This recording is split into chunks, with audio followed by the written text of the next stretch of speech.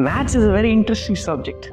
We learn it in different ways. We learn it using formulas. Now today I'll show you one more way to learn these algebraic formulas. We call it algebraic identities. We all know a plus b whole square is a square plus 2ab plus b square. We know it algebraically.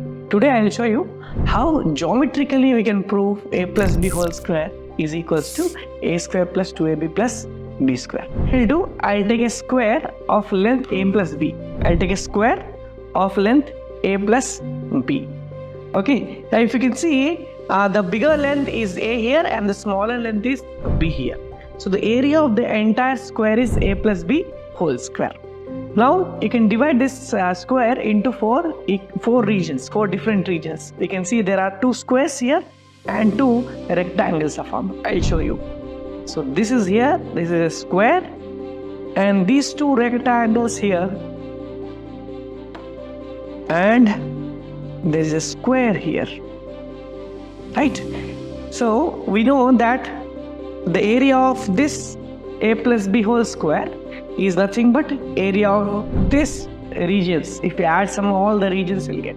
So this a plus b whole square is equals to, this is a square and this is ab plus ab 2ab, and this one is here b square.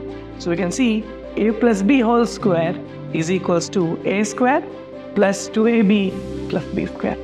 So maths is fun, isn't it?